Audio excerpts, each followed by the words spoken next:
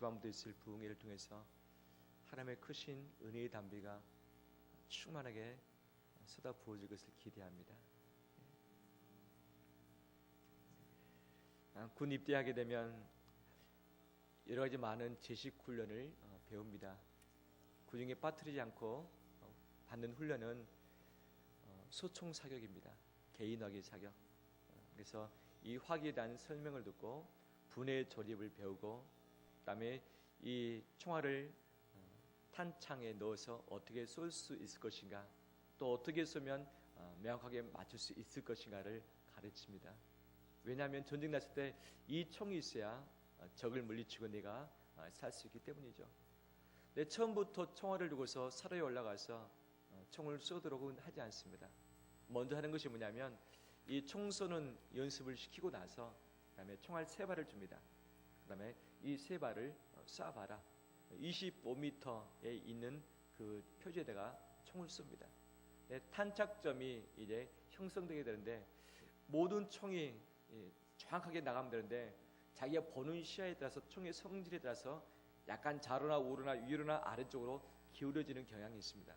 그래서 자기에게 맞는 그것을 다시 0점 조정을 하기 위해서 탄착구를 형성하게 되면 이 클리크를 조정합니다. 그래서 좌로 또는 우로, 위로, 아래로 조정해가지고 쏠 때에 정확하게 들어갈 수 있도록 하는 것이 소총 사격의 기초적인 부분이라고 할 수 있겠습니다.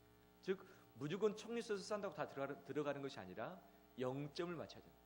내 시야에 이 총을 맞춰서 정확하게 그 표적을 맞출 수 있도록 하는 것이 필요하죠. 제가 표병에 있었는데 역시 관측의 일을 할 때에 관측 장비를 설치를 합니다. 관측 장비를 가지고 버튼을 누르게 되면 저 멀리에 있는 적의 거리하고 방향이 좀 줄여줄래요? 거리하고 방향이 무엇인지 표에 딱 나옵니다. 그것을 가지고서 이제 사격 지휘소에 요청합니다. 어느 지점 어느 방향에 적이 어떻게 있다, 이거 사격 요청한다라고 요청하는 거죠. 근데 아무리 급하더라도 신경 써야 할 것이 있는 게 뭐냐면 이 관측 장비를 정확하게 정조준해서 설치를 해야 됩니다. 수평계를 맞춰야 되고, 그 다음에 이 지구에 있는 자력에 의해서 이 동서남북을 정확하게 맞춰야만 표적의 좌표가 정확하게 뜰 수 있는 거죠. 급하다고 해서 무조건 요청하면 포탄이 잘못해서 우리 머리 위에 떨어질 수도 있기 때문입니다. 또 포를 쏠 때에 처음에 포 급하다고 해서 포를 무조건 대놓고 쏘는 법은 없습니다. 가장 주의할 사항이 뭐냐면 포의 방렬입니다. 방렬. 정확한 위치 지점을 정해놓고 그 지점으로부터 몇 미터 떨어진 곳에, 그 다음에 이 방향의 각도를 어떻게 할 것인가, 그 방렬을 정확하게 해놓고 나서 그 다음에 포탄의 그 제어를 놓고서 포를 쏘야만 가능합니다. 아무리 급하더라도 이 0점 조정하는 것, 그 다음에 관측 장비를 정조준하는 것, 그 다음에 이 포를 방렬하는 것, 이것은 놓치면 될 수 없는 바로 포병의 가장 기본기라고 할 수 있겠습니다. 오늘 칼럼에도 썼지만 핵 잠수함은 전 세계에 있는 수많은 잠수함 중에 최첨단을 달립니다. 모든 장비하며 기자재하며 그 다음에 그곳에 있는 무기가 최첨단입니다. 하지만 이 90일을 넘기면 되지 않습니다. 왜냐?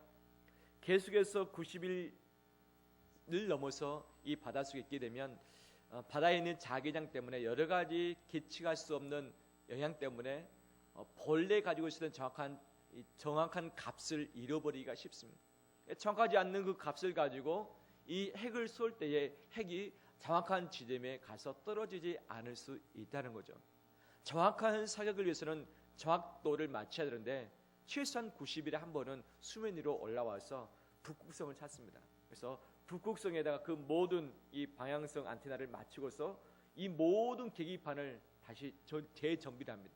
다 맞추고 나서 그다음에 물속으로 잠수를 하는 거죠. 그리고 요청이 있으면 포탄을 쏘는 것 아니겠습니까?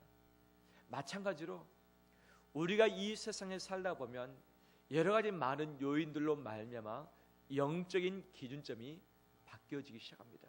이것이 바뀌어지면 아무리 내가 정확하게 무엇인가를 하려고 할지라도 그것들이 엉클어지게 되어지고 꼬여지게 되어지고 잘 풀리지 않고 도리어 이 사탄을 멸하는 것이 아니라 우리가 다칠 수 있는 결과를 낳게 되어집니다. 오늘 본문의 이스라엘 백성도 역시 마찬가지입니다. 이스라엘 백성들은 자기 민족이 다 멸망을 당해서 포로로 끌려갔습니다. 1차, 2차, 3차에 걸쳐서 포로에서 귀환을 했습니다. 그 다음에 그들은 성전을 지었습니다. 나중에는 성벽까지 다 완공을 했습니다. 그들이 포로에서 귀환하는 것은 자기 민족과 일생과 자기의 주권과 영토와 이 모든 것을 회복하는 것을 의미하는데, 거기에다가 성전도 회복되어졌고 그 다음에 성벽도 쌓아서 이제 자기 자신들의 방어 진지를 구축을 하게 됐습니다. 하지만 이것으로 이스라엘 백성들이 만족하고 흩어지지 않습니다. 왜냐? 이 모든 것을 다 했지만 마음 한켠에 어떤 허전함이 있었습니다. 그 허전함이 무엇입니까? 영적인 공허함입니다. 영적인 공허함. 하나님은 우리를 영적인 존재로 만들어 놓았기 때문에 이 영적인 부분이 채워지지 않고서는 이 세상에 그 무엇으로도 내 마음을 채울 길이 없도록 하셨습니다. 그래서 이 우리가 먹을 것을 채워도 이 배가 부르지 않고, 돈을 많이 가져도 마음이 넉넉하지 않고 행복하지 않고, 내가 아무리 좋은 것을 가지고 누린다 할지라도 마음 한켠에 허전한 그 어떤 것들이 반드시 있다는 거죠. 우리가 영적인 존재이기 때문입니다. 이스라엘 백성들은 포로에서 귀환을 했습니다. 성전을 지었습니다. 그다음에 성벽까지 다 완공을 했습니다. 이제 끝입니다. 하지만 이스라엘 백성들은 돌아가지 않았습니다. 자기 자신들이 풀 수 없는 이 영적인 공허함, 이 영적인 허전함을 채우기 위해서 이들이 집중했던 것이 있었습니다. 바로 영점 조정을 했던 거죠. 기준점을 다시 확실하게 잡았습니다. 그 기준점이 무엇입니까? 그 기준점을 함께 살피기를 합니다. 지난주에 함께 살폈었던 말씀의 일부를 보면 1절에 보면 이스라엘 백성들은 여호와의 율법책에 관심을 가졌습니다. 에스라에게 와서 그 율법책을 우리에게 낭독해 주소서라고 요청을 했습니다. 그래서 그들이 새벽부터 다 모였습니다. 정월 초하루에 다 모여서 오후 정오 12시까지 하나님의 말씀에 귀를 기르기 시작했습니다. 말씀을 펼 때에 다 일어섰습니다. 말씀에 집중했습니다. 자리를 떠나지 않고 제 자리에 서서 6시간 이상 동안을 말씀에 집중을 했습니다. 바로 말씀에 집중했던 이 모습이 이스라엘 백성들의 삶이었던 것을 보게 되어집니다. 뿐만 아니라 13절과 14절 보면 이 정월 초하루 7월 1일 날 말씀에 하루 종일 집중하고서 함께 울기도 하고 함께 기뻐하기도 했고 함께 먹고 누렸습니다. 이스라엘 백성이 다 돌아가야 되는데 지도자들이 안 돌아갔습니다. 방백들과 그다음에 제사장들과 레인들이 그 성에 남았습니다. 두 번째 또 에스라에게 나옵니다. 에스라여, 우리가 말씀을 더 깊이 알기를 합니다. 우리가 어제 계속해서 말씀을 들었고 깨달았지만 우리가 리더로서 더 말씀에 집중을 해야겠습니다. 우리에게 말씀을 들려주셔서. 그래서 그 다음 날 방백들과 족장들과 제사장들과 레위 사람들이 하나님의 말씀에 더 귀를 기울이면서 이 말을 다 들었습니다. 듣다가 무엇을 발견했느냐? 너희가 7월 달에 초막절을 지키라는 이 구절을 듣게 되었습니다. 그리고 나서는 이 말씀대로 그들이 초막절을 지키는 것을 시행을 합니다. 뿐만 아니라 18절 보면 에스라는 첫날부터 끝날까지 날마다 하나님의 무엇을 낭독합니까? 율법책을 낭독하고 무리가 이래 동안 절기를 지키고 8째 날에 규례를 따라 성회를 열게 되었습니다. 즉 초막절을 지키는 이 8일 동안, 마지막 날은 성회입니다. 8일 동안 이스라엘 백성이 했던 것이 무엇이냐? 초막의 삶에서 나와서는 무엇을 듣습니까? 하나님의 말씀을 듣고 있는 것을 보게 되었습니다. 즉 이스라엘 백성들이 모든 것 다 해놨지만 그들이 풀려지지 않은 이 영적인 허전함, 공허함을 채우기 위해서 철저하게 말씀 앞에 집중하고 제 자리를 지키면서 집중하면서 그 말씀 듣기를 합니다. 일부는 다 돌아갔습니다. 하지만 더 말씀을 사모하는 자들이 떠나지 않고 또 와서 말씀을 들려달라. 7일 동안 말씀을 계속해서 듣습니다. 이 초막절을 지내는 내내 그 말씀을 집중하고 있는 것을 보게 되어집니다. 9장에 가면 또 이렇게 이야기를 하고 있습니다. 그달 스무 나흘 날 7월 24일입니다. 이스라엘 자손이 다 모여 금식하며 굵은 베옷을 입고 티끌을 무릅쓰고 모든 이방 사람들과 절규하고 서서 자기의 죄와 조상들의 허물을 자복하고 3절 이 날에 낮 4분의 1은 그 제자리에 서서 그들의 하나님 여호와의 무엇을 낭독합니까? 율법 책을 낭독하고 낮 4분의 1은 죄를 자복하며 그들의 하나님 여호와께 경배하였는데 라고 말씀하고 있습니다. 7월 1일 날 다 모였습니다. 일부 돌아갔습니다. 7월 2일 날 또 모여서 또 말씀을 듣습니다. 바로 초막절을 지키라. 초막절을 다 준비했습니다. 7일 동안 말씀을 듣습니다. 이 모든 것의 끝날이 뭐냐면 7월 22일 날 초막절이 마지막 마치는 날입니다. 그들이 또 언제 모입니까? 7월 24일 날 하루 쉬고 또 다 모였습니다. 무엇을 듣습니까? 말씀을 듣습니다. 낮에 4분의 1일 동안 4분의 1시간 동안 모든 말씀을 듣고 하나님께 자복하고 회개하면서 새롭게 되는 일들을 이들이 감당하는 것을 보게 되십니다. 이들이 무엇에 집중합니까? 이스라엘 백성들이 무엇에 집중합니까? 하나님의 말씀에 집중합니다. 왜? 아무리 돌아왔고 성전을 지었고 성벽을 다 건축했을지라도 말씀에 집중하지 않을 때는 모든 것이 다 무너질 수밖에 없기 때문에 이들은 말씀에 집중하고 있습니다. 이들의 영적인 부분이 무너졌을 때에 성벽도 불타버렸고 성정도 다 회파되고 말았고 자기의 나라와 민족도 다 파멸되고 말았습니다. 우리 영적인 부분이 허물어지기 시작할 때에 우리 가정이 흔들리고 우리 인생이 흔들리고 우리 공동체가 흔들리기 시작합니다. 이스라엘 백성은 이것을 너무 잘 알았습니다. 다 허물어졌던 것을 다시 다 세웠습니다. 흩어진 자들이 다 모았습니다. 하지만 하나님의 말씀을 제대로 세우지 않고서는 이 영적인 부분을 제대로 세우지 않고서는 또 무너질 수밖에 없다는 것을 알았기 때문에 이들의 영적인 부분을 회복하기 위해서 말씀에 집중하고 또 집중하고 또 집중했던 것을 보게 되었습니다. 요즘 나는 무엇에 집중하고 있습니까? 무엇에 집중하고 있습니까? 사단은 우리를 우리 자신에게 집중하도록 만듭니다. 나의 무엇입니까? 좀 성격이 외향적이거나 강한 분은 나의 장점에 집중을 합니다. 내 능력에 집중합니다. 하지만 성격이 좀 내향적인 분들은 내 연약함에 집중합니다. 내 상처에 내 감정에 집중하기 시작합니다. 상처가 됐든지 간에 내 강함이 됐든지 간에 열등이나 우월감으로 내 자신에게 채워서 사단은 그것에 집중하게 만들어버립니다. 내 우월에 집중할 때에 나는 교만함에 빠지게 되었습니다. 교만하면 하나님의 은혜를 누릴 수 없습니다. 반대로 내 열등한 부분, 내 부족한 부분에 집중하게 되어지면 내 마음에 구멍이 뚫려버립니다. 구멍이 상처가 나버립니다. 아무리 이 말씀이 내게 채워진다 할지라도 그 상처난 구멍으로 말씀이 다 빠져나가 버립니다. 즉 내 안에 은혜를 채울 만한 이 시간적인 여유를 사단이 주지 않습니다. 사단은 내 자신에게 집중하게 만듭니다. 하지만 인생의 해답은 내 안에 없습니다.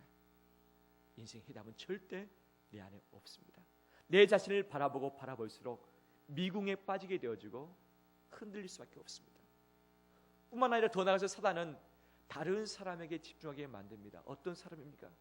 나를 좀 즐겁게 해줄 사람, 나를 성공으로 이끌어줄 수 있는 가능성 있는 사람에게 집중케 만듭니다. 그 사람 앞에 꼬리를 살랑살랑 흔들기도 하고 뇌물을 갖다 주기도 하고 함께 있는 시간을 갖기도 하고 그 사람부터 얻을 수 있는 좋은 열매를 얻어먹기를 원하는 것이 우리의 마음이죠. 반면에 사람에게 집중하되 나를 힘들게 하는 사람에게 집중합니다.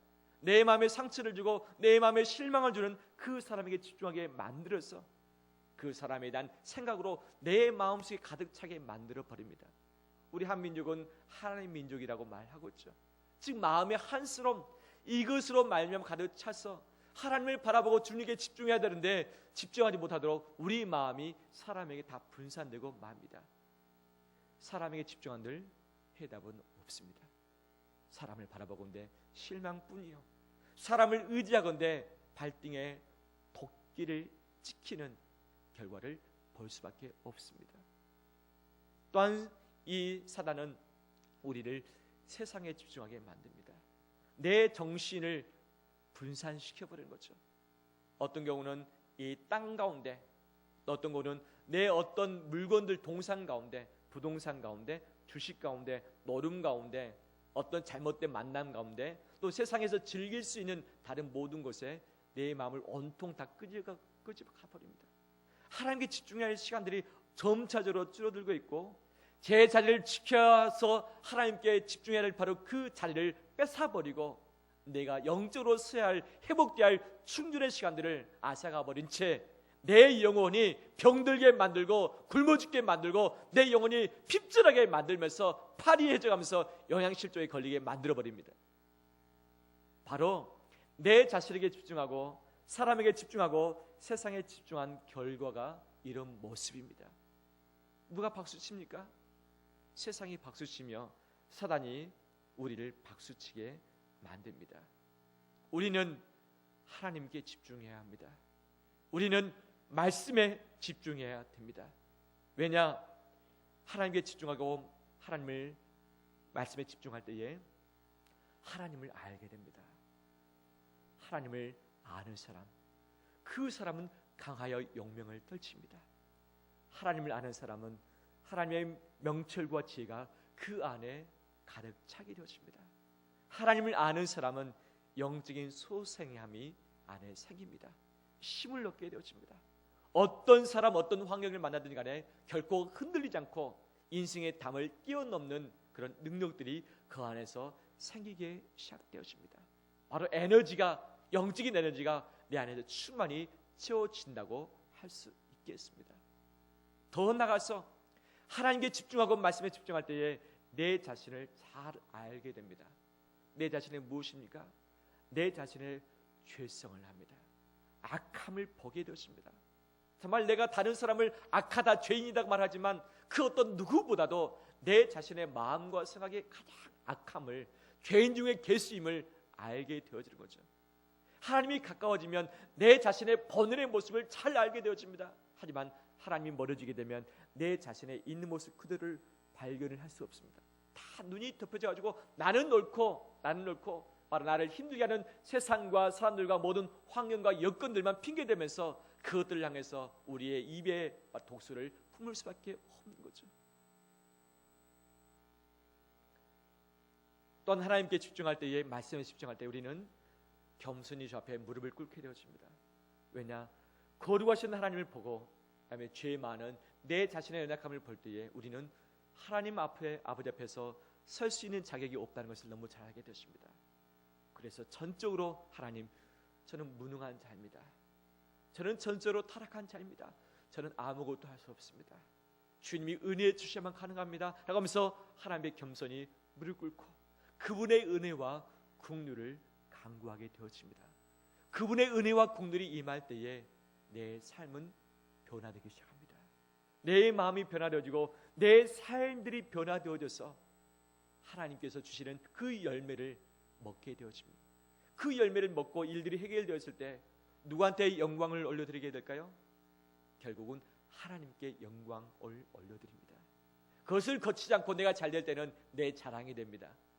하지만 내 죄성을 알고서 저 앞에 무릎을 꿇고서 바로 은혜를 입었을 때는 모든 영광을 하나님께만 올려드립니다. 할렐루야. 이것이 바로 하나님께 집중하며 말씀에 집중할 때 얻을 수 있는 결과들입니다. 하나님께 집중하기 위해서는 내 삶의 분주함들을 정리하기를 합니다. 요한복음 15장 말씀 보면 좋은 열매를 맺기 위해서는 가지치기를 한다고 말씀합니다. 봄이 돼서 가지가 다 안 나고 할 때에 이 가수원지기는 반드시 가지치기를 해줍니다. 가지를 치지 않으면 열매를 많이 열릴지언정 탐스러운 좋은 열매를 맺지 못합니다. 우리가 삶의 가지치기를 하지 않고서는 않고서는 절대 좋은 탐스러운 열매를 맺을 수 없습니다. 가장 중요한 가지는 무엇입니까? 줄기입니다. 뿌리를 향한 줄기가 가장 중요합니다. 이 줄기가 약해지면 아무리 가지가 풍성하고 열매들이 주렁주렁 열렸다 할지라도 이 가지가 찢어지게 되어지고 줄기가 끊어지게 되는 것 아니겠습니까? 우리의 분주함과 바쁜 것들과 일들을 가지치기 하지 않고서는 하나님께 집중할 수 없습니다. 하나님께 집중하는 그 모든 것이 가장 우선순위에 둘 때에 우리 나머지 것들을 정리를 하게 될 수 있습니다. 뿐만 아니라 하나님께 집중하기 위해서는 내 마음을 정리를 해야 됩니다. 정리를 해야 됩니다. 우리 마음은 늘 고민과 염려와 두려움과 미혹과 복잡한 것들과 상처와 아픔과 미움과 악함들이 늘 수시로 우리 머릿속에 마음속에 왔다 갔다 하면서 나를 더럽히려고 만들어버립니다. 내 마음이 청결해야 무엇을 봅니까? 하나님을 보게 되어집니다. 하지만 세상은, 사단은 내 자신의 연약함은 절대 하나님을 제대로 볼 수 없도록 내 마음의 청결함을 다 뺏어가 버립니다. 지저분한 것들로 가득 채우게 만들고 어둡게 만들어버려서 하나님을 볼 수 없게 만든 거죠. 바로 그럴 때 모든 열매도 사라지게 됩니다. 우리의 마음을 정리하길 원합니다. 내 안에는 염려와 근심과 걱정들을 다 쓸어버리길 원합니다. 죄와 모든 분주함들을 다 정리하길 원합니다. 내 안의 악함들과 내 부족함들을 십자가 앞에 나가서 다 내려놓길 원합니다. 이것을 정리하지만 깨끗하게 해야만 바로 하나님께 집중하게 되어지고 그분이 주시는 형통과 은혜를 누릴 수 있게 됩니다. 또한 더 나아가서는 죄들을 정리하길 원합니다. 죄를 남겨둔 상태에서는 하나님의 거룩함의 열매를 절대 얻을 수 없습니다. 하나님께 집중하기 위해서는 죄를 끊어버려야 됩니다. 과감하게 던져버릴 것 던져버리고 끊을 것 끊어버리고 없앨 것 없애버려야만 우리가 자유함으로 말미암아서 전폭적으로 하나님께 나갈 수 있습니다. 우리가 본드를 붙일 때에 또는 영접할 때에 이 영접하는 두 개의 면을 아주 반듯하게 잘 갈아야 됩니다. 깨끗하게 해야만 본드가 제대로 찰싹 달라붙습니다. 하나님과 내가 본드로 접촉하기 위해서는 내 안에 있는 더러움들을 씻어내고 갈아내야만 정결한 가운데 딱 붙을 수 있습니다. 내 죄가 있는 상태에서 아무리 좋은 본드, 강력한 본드 가지고 붙인다 할지라도 그것은 오래가지 못하고 떨어져 버리고 맙니다. 내 죄를 정리하기를 합니다. 또한 하나님께 집중하기 위해서는 사단을 대적해야 됩니다. 하나님과 가까워지는 것, 주님께 집중하는 것을 가장 싫어하는 것은 사탄입니다. 사탄은 모든 방법을 다 동원해서 우리 마음을 흔들어 놓고 혼란스럽게 만들 것입니다. 그럴 때마다 예수 그리스도의 이름으로 대적하기를 합니다. 예수 그리스도의 이름을 명령하노니 나를 혼란케 하는 것들아 너희가 다 떠나갈지어다. 나를 죄로 묶고 있는 모든 것들아 나의 모든 묶임을 풀고 떠나갈지어다. 너희가 나를 어둡게 하고 나를 힘들게 하는 이 모든 두려움과 염려와 걱정의 병들아 너희가 다 떠나갈지어다. 하면서 사단을 대적하기를 합니다. 그렇지 않을 때는 우리는 사단의 노예가 되어지고 끌려다니게 되어지며 바로 우리 심령이 피폐해지는 결과를 볼 수밖에 없게 되어집니다. 하나님께 집중하는 것이 참된 부흥입니다. 내 모든 시간과 내 모든 일들을 다 정리하고 최우선순위를 가지고 저 앞에 집중할 때에 하나님은 우리의 심령에 감동을 줄 것이고 그 감동에 따라서 살 수 있는 세상을 이길 수 있는 그 능력을 우리 가운데 허락해 주십니다. 하나님께 집중해 나가는 우리 되기를 축원합니다. 한 가지 더 살피기를 합니다. 그러면 하나님께 집중했던 그 결과는 무엇인가? 결과는 크게 세 가지입니다. 첫 번째 구절에 보면 이스라엘 백성이 다 울었습니다. 하나님의 감동 주심으로 깨닫게 하심으로 회개하면서 저 앞에 서게 되는 거죠. 또한 10절과 12절, 17절 말씀 보면 이스라엘 백성들이 크게 즐거워하고 기뻐했다고 나오고 있습니다. 하나님께서 주시는 기쁨입니다. 내 얼굴에 웃음이 사라졌습니까? 다른 많은 이유가 있겠지만 하나님께 집중하지 못할 때에 웃음이 사라집니다. 세상에 내 눈을 빼앗길 때에, 세상에 내 시간을 다 빼앗길 때, 마음을 빼앗길 때에 내 얼굴의 웃음과 즐거움은 사라질 수밖에 없습니다. 진정한 즐거움과 기쁨은 오직 하나님이 주실 때만 가능합니다. 주님과 접붙일 때만 그분이 주시는 기쁨을 우리가 맛보게 되어집니다. 이것이 두 번째 변화입니다. 세 번째 변화는 무엇인가? 이것에 제가 집중하기를 합니다. 세 번째 변화는 무엇인가? 9절, 10절, 11절 보면 느헤미야, 에스라, 레위 사람들은 이스라엘 백성들을 고면합니다. 왜 이렇게 울고만 있느냐? 오늘은 7월 1일 정월 초하루, 저 좋은 날, 기쁜 날 아니냐? 하나님의 성이 아니냐? 우리 함께 즐거워야 되지 않겠냐? 너희 그만 울고 우리 함께 하나님 아버지 앞에서 즐거워하자 라고 하면서 그들을 권면하기를, 너는 가서 살진 것을 먹고 단 것을 먹고, 그 다음에 혹시 너희 백성 중에 준비 못한 어려운 사람들이 있을 것이다. 내가 준비한 것을 함께 나눠줘가지고 같이 다 함께 축제로 즐기자 라고 권면을 합니다. 그랬더니 어떻게 이스라엘 백성이 반응합니까? 12절 말씀 같이 읽겠습니다. 시작. 모든 백성이 곧 가서 먹고 마시며 나누어 주고 크게 즐거워하니 이는 그들이 그 읽어준 말 밝히 알미라. 아멘. 이스라엘 백성이 어떻게 합니까? 모든 백성이 곧 가서 먹고 나누며 마시며 나누어 주고 크게 즐거워하고 있습니다. 곧 갔습니다. 곧. 말을 듣고 바로 곧 움직였습니다. 두 번째 반응이 있습니다. 13절 보면 그 이튿날 무백성의 족장들과 제사장들과 레위 사람들이 율법의 말씀을 밝히 알고자 하여 학사에서에게 다 모였습니다. 근데 이 말씀을 쭉 보니까, 율법에 기록된 바를 보니까 여호와께서 7월 달에 초막절을 지키라고 하신 거예요. 그래서 어떻게 합니까? 16절 말씀 보면 백성이 이에 나가서, 15절 끝에 보면 기록한 바를 따라 초막을 지으라 하라 한지라. 그랬더니 바로 백성이 이에 나가서 나뭇가지를 가져다가 초막을 짓고 있습니다.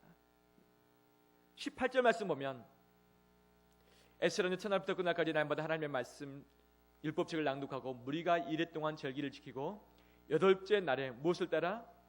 규례를 따라 성회를 열었느니라. 7월 1일자 이미 성회를 열었습니다. 근데 이 초막절 마지막 날에 7월 22일 날 또 성회를 열었고 있습니다. 무엇에 따라서요? 규례를 따라서 감당을 하고 있는 거죠. 이스라엘 백성의 세 가지 특징입니다. 첫 번째가 정리하면 느헤미야, 에스라, 레위인들이 고면합니다. 오늘 그만 울고 함께 먹고 마시면서 즐거워하자, 나누자. 그래서 이스라엘 백성이 즉각 순종합니다. 두 번째, 말씀을 또 듣다 보니까 초막을 지키라. 그 즉시 막 산에 가서 나무를 다 해와서 초막을 짓습니다. 또한 세 번째, 이 초막절 마지막 날에 율법책을 듣다가 바로 이 규례를 따라서 성회를 열라라고 했더니 또 성회를 열고 있습니다. 무엇입니까? 들은 대로 즉각 순종입니다. 아는 대로 즉각 순종입니다. 이것이 하나님께 집중한 자, 말씀에 집중한 자의 특징, 순종인 것을 말씀하고 있습니다. 진정한 부흥은 순종입니다. 진정한 부흥은 순종입니다. 순종의 3대 원칙, 즉각하라. 두 번째, 기쁨을 하라. 세 번째, 온전히 하라. 순종의 3대 원칙입니다. 즉각하라, 기쁨을 하라, 온전히 하라. 이 세 가지를 해야만 하나님께 집중적으로 정말 순종다운 순종을 할 수 있습니다. 근데 우리는 부흥을 말했을 때 주로 어떤 부흥을 생각하느냐? 내 마음의 부흥을 생각합니다. 내가 은혜 받고 감동받고 눈물 빼고 웃음이 있는 평강의 상태, 이것을 부흥이라고 이야기를 합니다. 하지만 성경에 보면 진정한 부흥은 그것으로 맞춰지는 것이 아니라 삶의 변화, 순종의 변화로 나타나게 되는 것을 믿습니다. 평양 대부흥의 때에 길선주 장로님이 회중들 앞에 나와서 말씀을 증거하다가 내가 죄인입니다. 내가 죄를 지었습니다. 어떤 선교사님이, 이방인이 나에게 자기 가족을 맡겨달라고 돈을 줬는데 그 돈을 제가 다 챙겨버렸습니다. 제가 죄인입니다. 제가 내일 당장 가서 그 모든 것을 다 갚겠습니다 하면서, 우리 교회가 부흥되지 못한 것은 나 때문입니다. 내가 죄를 지어서 하나님의 부흥을 막았습니다 하면서 성도들 앞에서 고백을 했습니다. 그 고백을 들었던 그 성도들의 심령에 성령의 역사, 회개의 영이 충만히 임했습니다. 그래서 모두 한 사람씩 일어서서 아닙니다.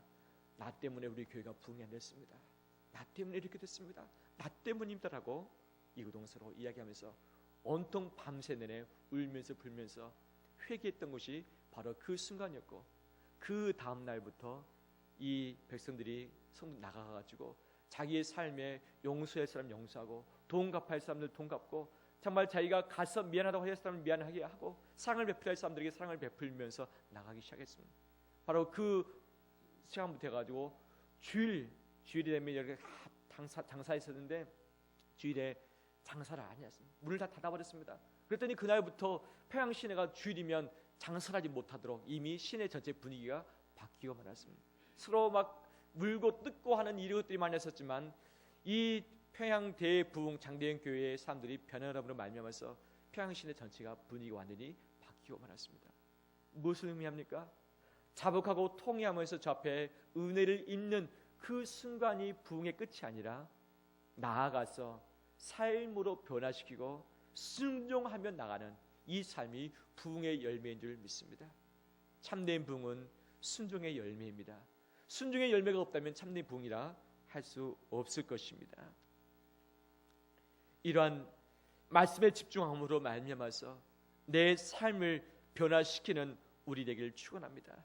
내 마음의 위로 평안 은혜로 채우는 것만이 아니라 내 마음과 생각에 주의 말씀으로 채워서 그 말씀에 따라서 내 삶에 적용하고 내 삶을 바꾸는 것, 이것이 부흥입니다. 이번 부흥회를 통해서 무엇을 기대하십니까? 무엇을 기대합니까? 마음적인 부분뿐만 아니라 내 삶의 변화의 부분을 함께 준비하는 우리 되기를 원합니다. 내 삶을 바꾸기 위해서, 내 삶을 고치기 위해서 부흥에 내가 참석하겠다고 하는 이 결단이 우리 가운데 있기를 축원합니다. 말씀을 정리합니다. 참된 부흥은 하나님께 집중하고 말씀에 집중하는 것입니다. 모든 분주함들과 일들을 다 손 놓은 채 온전히 오늘 다 집중하는 것입니다. 집중하고 나서 그 말씀대로 살아가는 것이 진정한 부흥입니다. 이런 부흥의 역사가 있기를 축원합니다. 그런데 이스라엘 백성들이 이 부흥을 맛보았으면 그걸 잘 살아야 할 텐데 얼마 지나지 않은 때에 이들의 삶들이 다 무너지고 말았습니다. 느헤미야가 이 예루살렘 성을 떠나서 저 멀리 갔을 때가 있습니다. 느헤미야가 안 보이자 이스라엘 백성의 삶이 다 원위치 되어버린 거예요. 원위치. 하나님께 울면서 불면서 결단하고 언약을 다 맺었는데 원위치 되어버렸어요. 제대로 이 성전에서 제사도 드리지 않고 제대로 드려야 할 것을 드리지도 않고 이방인들과 혼인해버리고 성전이 다 쑥대밭돼버리고 말았습니다. 느헤미야가 돌아와서 딱 보니까 너무 한심스럽고 너무 개탄스러운 거예요. 그래서 느헤미야가 옷을 찢고서 금식하면서 울면서 하나님께 다시 섰었고, 이스라엘에서 이 모습을 보고서 다시 다 모여들었습니다. 우리가 또 잘못했습니다. 또 잘못했습니다. 우리 다시 마음 고쳐먹고 새롭게 출발하겠습니다. 그러면서 결단하고 있는 장면이 바로 느헤미야 마지막 장에 나오는 장면입니다. 무엇을 의미합니까? 부흥은 한 차례로 끝나는 것이 아니다. 왜냐하면 우리는 부흥을 맛보고 나서 살면서 또 지저분해지고 또 넘어지고 또 죄악 가운데 흔들리기 때문에 연속되어지는 반복되어지는 바로 구체적인 이 부흥회가 연속으로 있어야 할 것을 우리에게 말씀을 하고 있습니다. 왜냐? 바로 우리가 죄인이고 약한 자이기 때문입니다. 늘 한 번의 부흥으로 마무리하는 것이 아니라 왕년에 내가 은혜 받고 하나님께 변화되고 체험했다는 것으로 마무리되는 것이 아니라 오늘 또 변화되어지고 내일 또 변화되어지고 머리도 부흥이 되어지면 이 연속적인 부흥을 함께 기대하며 나가는 우리 되시기를 축원합니다. 기도하겠습니다. 우리 한번 같이 기도하기를 합니다.